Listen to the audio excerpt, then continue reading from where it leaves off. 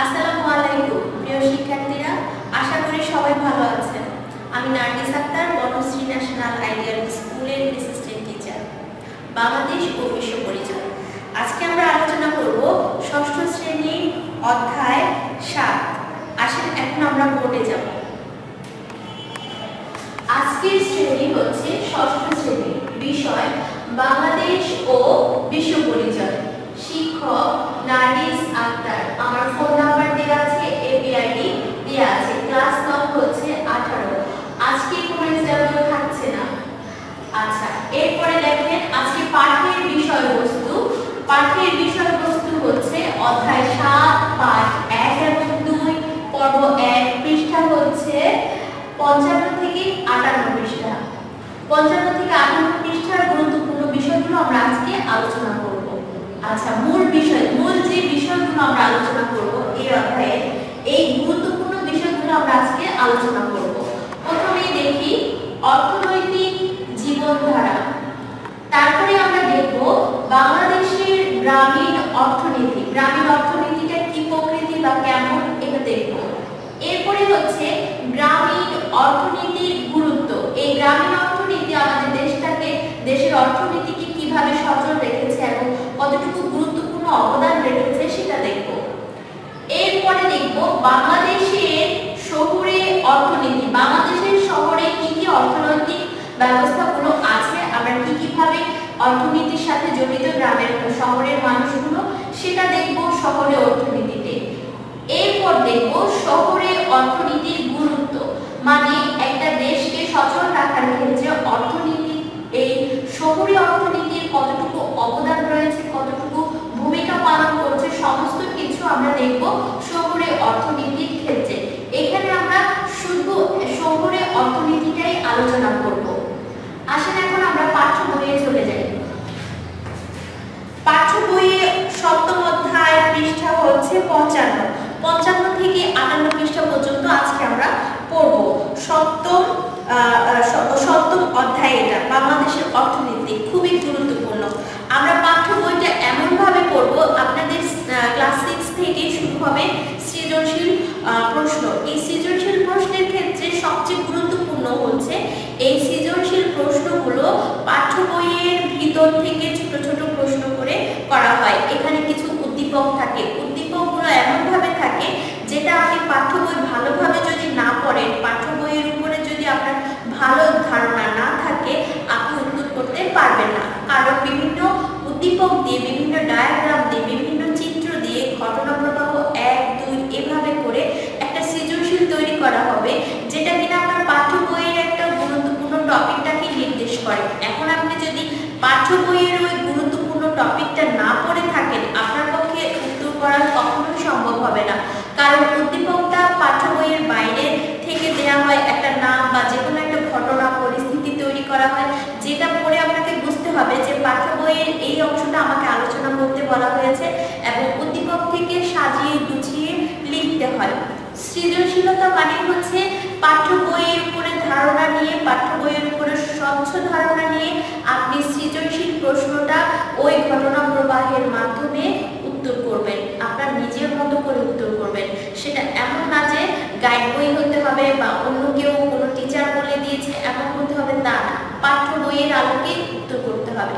তার মানে হচ্ছে পাঠ্য বইয়ের প্রত্যেকটা লাইন আমাদের, প্রত্যেকটা শব্দ, প্রতিটা অধ্যায় আমাদের খুব গুরুত্বের সাথে পড়তে হবে। পাঠ্য বই এখানে খুবই গুরুত্বপূর্ণ ভূমিকা পালন করবে আপনাদের সঠিক উত্তর দেওয়ার ক্ষেত্রে। গাইড ফলো করবেন, কিন্তু গাইড ওইভাবে ফলো করবেন না। একটা পাঠ্য বইয়ের উপরে কি কি প্রশ্ন আসতে পারে সেটা দেখতে পারেন, কিন্তু অবশ্যই ফলো করবেন একটা পাঠ্য বই।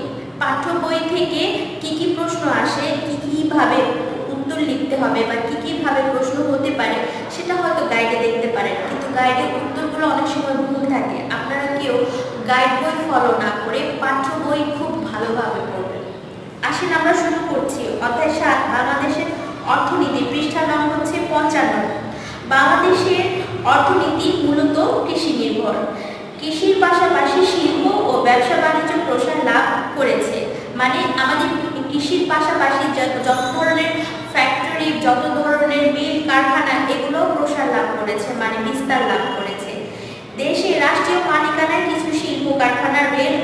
সড়ক ব্যবস্থা প্রভৃতি রয়েছে।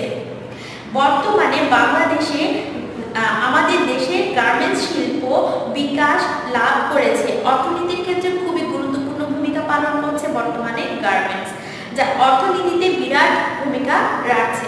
শ্রমজীবী মানুষের জীবনও সেই সাথে উন্নত হচ্ছে। যারা এই গার্মেন্টসে কাজ করছে, শ্রম দিচ্ছে, তাদের জীবনধারাও উন্নত হচ্ছে। কিভাবে? ওখান থেকে অর্থনৈতিকভাবে স্বাবলম্বী হয়ে।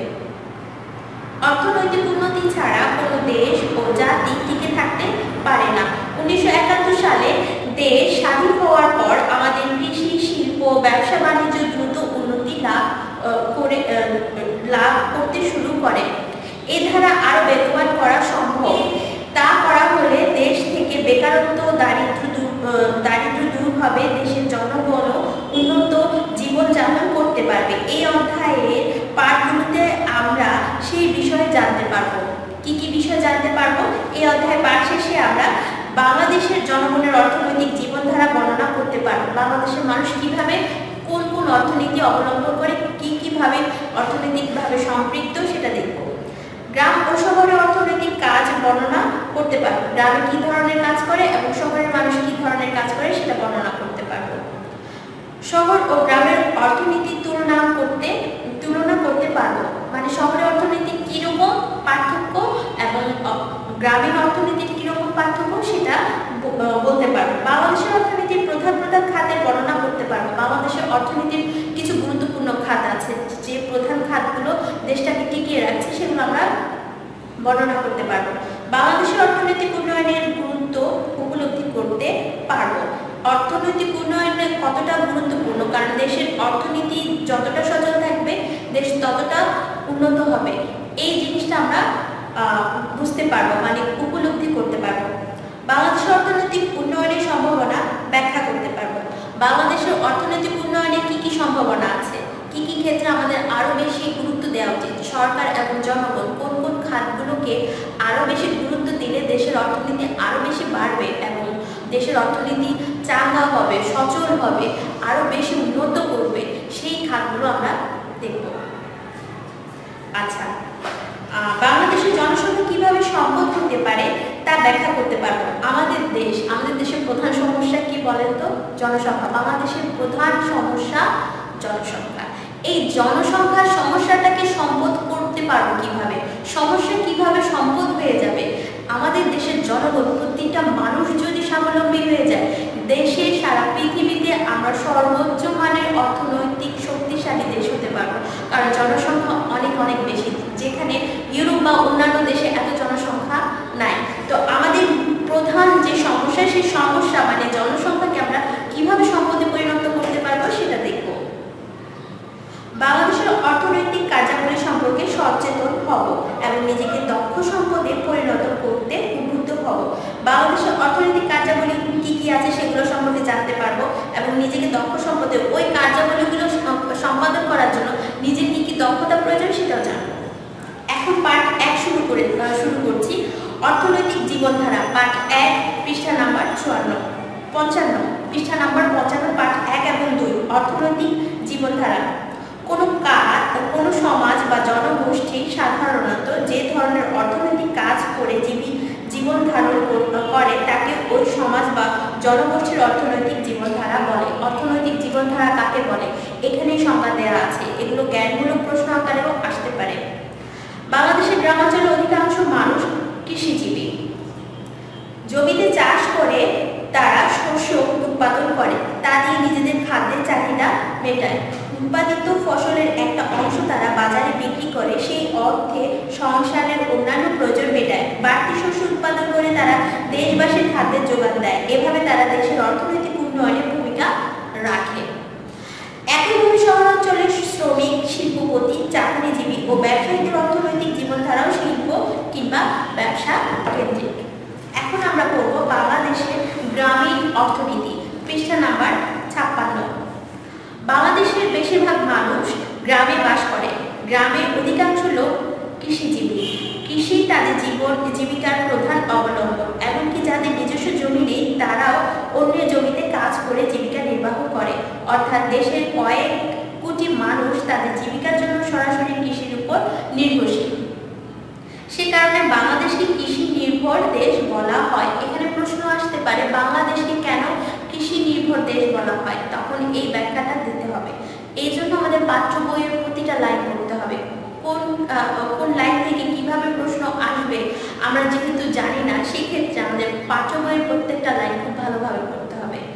পরবর্তী হচ্ছে, কৃষিকাজ ছাড়াও গ্রামের মানুষের একটা অংশ জেলে, তাঁতি, কামার, কুমার, ছুতার, মুদি হিসেবে তাদের জীবিকা নির্বাহ করে। কিছু কিছু লোক গ্রামের হাট বাজার বা কাছাকাছি শহরে গঞ্জে ছোটখাটো ব্যবসা করে। এদের সবাইকে নিয়ে বাংলাদেশের গ্রামীণ অর্থনীতি সচল রয়েছে। আমাদের অর্থনীতির সবচেয়ে প্রয়োজনীয় ও গুরুত্বপূর্ণ খাত হওয়া সত্ত্বেও এক সময় কৃষি ছিল অত্যন্ত অবহেলিত। কিন্তু বর্তমানে কৃষিতে আধুনিক যন্ত্রপাতির ব্যবহার এবং সার, কীটনাশক ও উচ্চ ফলনশীল বীজের প্রয়োগ হচ্ছে। মানে আমরা অত্যাধুনিক যন্ত্রপাতি এখানে প্রয়োগ করেছি এবং এইটা নিয়ে বেশ গবেষণা করা হচ্ছে এবং এর উন্নতি হয়েছে। আগে থেকে বর্তমানে বাংলাদেশের কৃষি ব্যবস্থা খুবই আধুনিক। এর ফলে ফসলের উৎপাদনই শুধু বাড়েনি, গ্রামীণ অর্থনীতির জন্য তার নতুন সম্ভাবনার সৃষ্টি করেছে। গ্রামের মানুষের শিক্ষা, স্বাস্থ্য সহ সামগ্রিক জীবনযাত্রার উপর এর প্রভাব পড়ছে। এখন আমরা পড়ব 57 পৃষ্ঠা, গ্রামীণ অর্থনীতির গুরুত্ব। বাংলাদেশের সমাজে এবং বাংলাদেশের অর্থনীতিতে এই গ্রামীণ অর্থনীতির গুরুত্ব এখন আমরা পড়ব।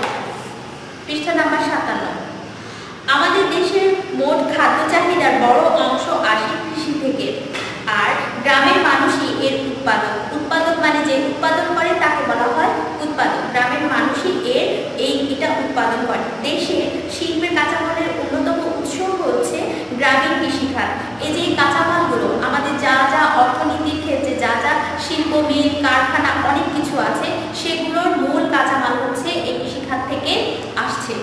অর্থাৎ দেশের শিল্প, বাণিজ্য ও জনগণের কর্মসংস্থানের বিষয়টি অনেকাংশে গ্রামীণ অর্থনীতির উপর নির্ভরশীল।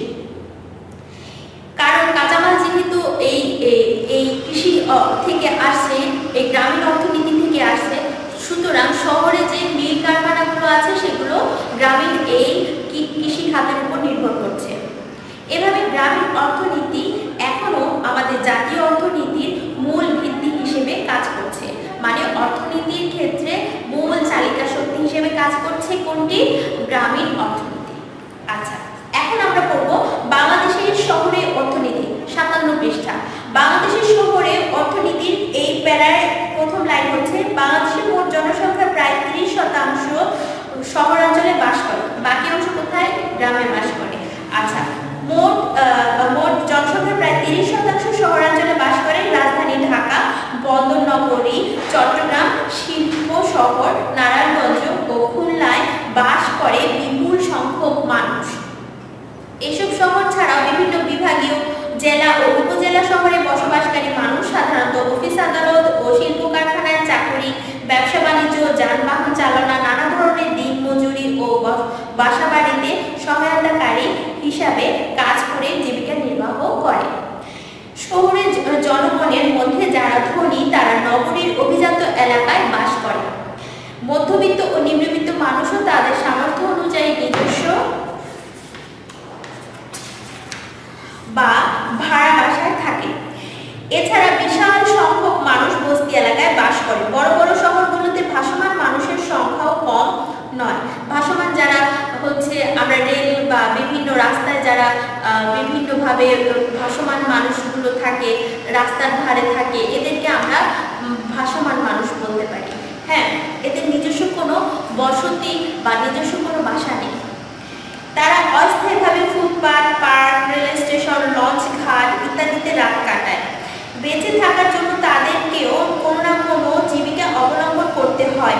শিল্পপতি, ব্যবসায়ী, চাকরিজীবী, পেশাজীবী, শ্রমিক, দিনমজুর, বস্তিবাসী সবাই মিলেই শহরের অর্থনৈতিক জীবনকে সচল রাখে। মানে প্রতিটা মানুষ, প্রতিটা পেশার মানুষই কিন্তু আমাদের দেশের অর্থনীতিকে সচল রেখেছে। শুধু যে কোটিপতি, একদম শিল্পপতি সেই শুধুমাত্র অবদান রাখছে তা না, রাস্তায় যে ভিখারি কিংবা রাস্তায় যারা রিক্সা চালাচ্ছে বা একেবারে দিন মজুরি প্রতিদিন যে খেটে খাচ্ছে,